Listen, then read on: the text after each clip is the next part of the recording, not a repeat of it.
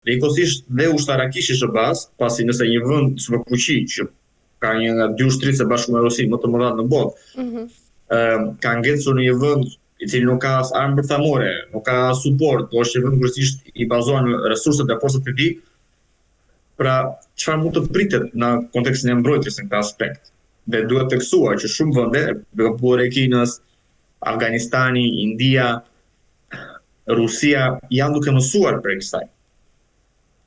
Pekini është duke e parë në mënyrë shumë të vëmendshme diçka që po ndodhet si në Ukrainë, ku është arsenali i NATO-s duke luftuar, dhe ne dimë që gjitha provat e arsenalit të NATO-s që kapen prej palës ruse shkojnë në Kinë dhe Kore të Veriut, ata janë duke mësuar jashtëzakonisht për kësaj, dhe në Iran, kursërisht të gjitha format filmike, materiale, mënyrë të organizimit të luftimeve, gjitha janë duke kaluar si rrugë informative në Pekin, Moskë ose Phenjan. Pra, çfarë Amerika është duke bërë sot, është duke i mësuar këto vende se çfarë do të ndodhi, dhe ato janë duke të përgatitura nesër, nëse një gjë ka përdorur kundrejt tyre.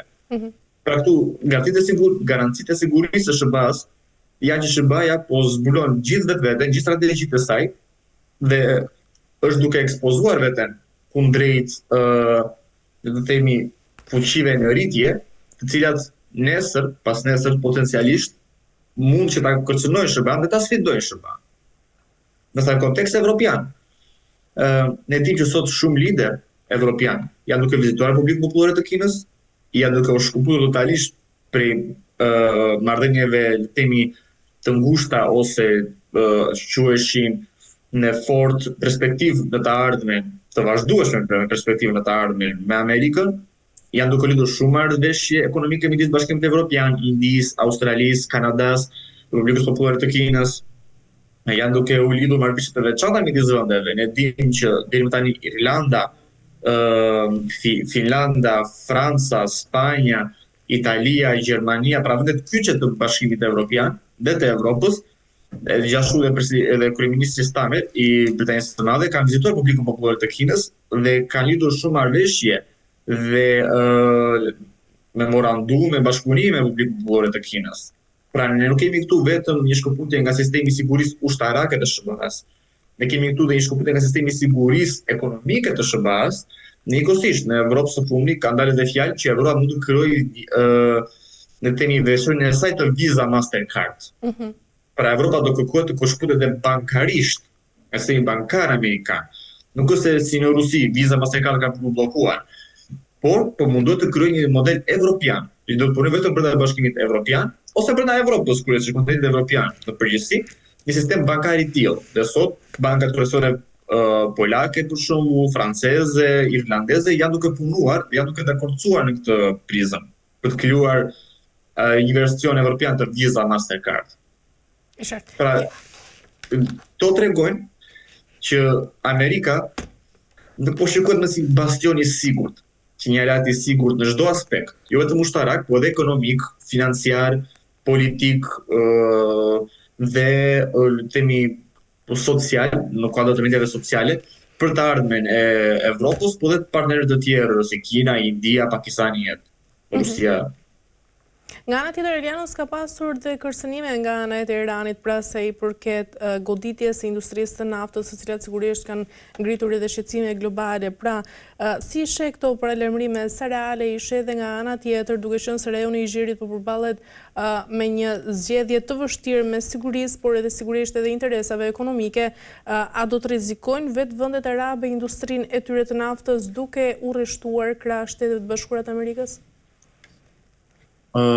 Fillimisht duhet të tekstuar fakti se industria e naftës është impaktuar drejt për drejt për këtyre bombardimeve. Fakti se SBA-ja është duke vijuar kërcënimin në anën e bombardimeve, por njëkohësisht edhe në anën e përplasjes ushtarake me këmbë në teren, ka vendosur të gjitha industritë e naftës të vendeve arabe një gjendje alerti, pasi nuk di se ka përqen reagimin e saj, siç e përmenda. Irani sigurisht ka kërcënuar, pasi Amerika vetë është duke bombarduar infrastrukturën energjetike dhe energji prodhuese të Iranit, flasim industrinë e naftës e të tjerë dhe Izraeli sidomos është duke për këtë gjë. Gjë që ka çuar edhe në faktin që Irani sigurisht do kërkoj retaliim, pra do kërkoj dhe ai të kundërpërgjigjet. Ai është kundërpërgjigjur. Ne dimë që në Kuvajt dhe Arabia Saudite, në Katar, në portin e naftës, në Oman dhe të tjerë, gjithë janë bombarduar. Ka pasur bombardime të shumta, ka pasur dëme të konsiderueshme dhe deri në nxjerrje jashtë funksionit të shumë industrive të naftës. Dhe sot Arabia Saudite dhe Emiratet e Bashkuara Arabëve kanë planifikuar, mundohen që të organizojnë një tjetër rrugë për transportin e naftës. Në si desi një tubi që do ta nxjerrë naftën në detin e Kuq ose deri në anën tjetër të themi të gatishut. Ndonse kjo ka shumë rreziqe për shkak të piraterisë që ne dimë që është deri në Kuq, piratëve të Somalisë, Eritrisë e të tjerë.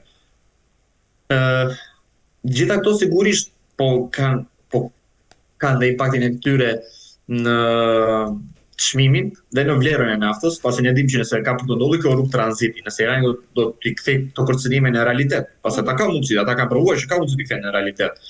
Atë do të jetë një super plus jo vetëm për prodhimin e naftës, por edhe për shitjen e saj dhe edhe për tregun konsumator të naftës. Gjë që siç e përmenda, nëse sot është duke shkuar diku te $150, nëse kjo do të vijojë dhe do të eskalojë, siç e përmendëm, kjo mund ta çojë fuqinë $200 ose edhe më sipër.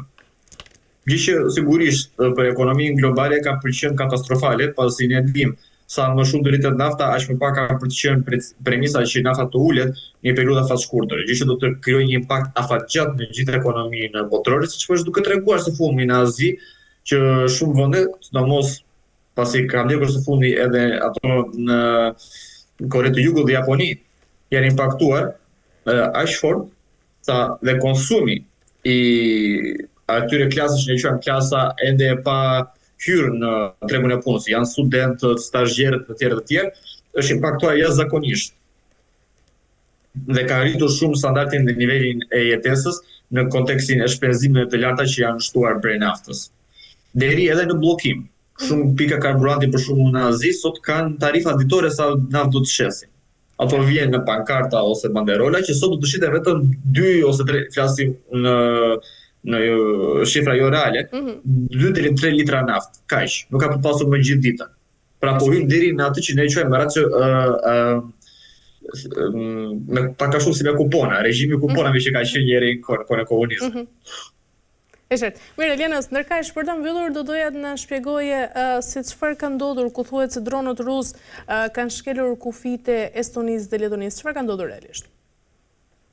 Atëherë, pika kryesore, le të themi, e konfliktit ose zhvillimeve të përplasjeve të paqarta ende ushtarake, sot midis Rusisë, NATO-s dhe Bashkimit Evropian është Balltiku, kryesisht vendet balltike. Le të themi, incidenti që ka ndodhur është ende i paqartë, pasi nuk ka pasur një deklaratë të qartë ende, ndosë disa media ruse, jo të gjitha, disa prej tyre, ato që mbajnë si më independente akoma, kanë theksuar që ka pasur një trajektim të dronëve afër këtyre kufive për manovra ushtarake, por nuk ka pasur një kalim të territorit të këtyre vendeve. E qartë. Dhe kjo mund të provohet shumë lehtë prej gjurmëve në radar të këtyre dronëve dhe mënyrës se si ato manovrohen, pra planit të manovrimit të dronëve dhe se ato mbajnë të gjitha, kryesisht Rusia i mban gjithë objektet aerore që ata fluturojnë, i mban në database të dhëna dhe arrit i gjurmoj, pra gjurmimi i tyre ku kanë kaluar të tjerë, ato gjitha le të themi hidhen në drafte, dhe ato mund ta provojnë që nuk ka qenë. Ka qenë afër kufijit, po varësisht për këtë afër kufijit. Afër kufijit është edhe zona neutrale midis dy kufive. Po nuk është pjesa e asnjë kufirit të asnjë vendi. Dhe ajo që quhet në anglisht no man's land, ose toka që si përket askujt. Njëkohësisht, nga ana e shtetit rus, për shërbimeve të shtypit zyrtar, ka qenë fakti që ky është thjesht provokim, nuk ka pasur dron, kjo janë thjesht fake news, të cilët po mundohen që të krijojnë eskalim, të kemi përballje të tjerë.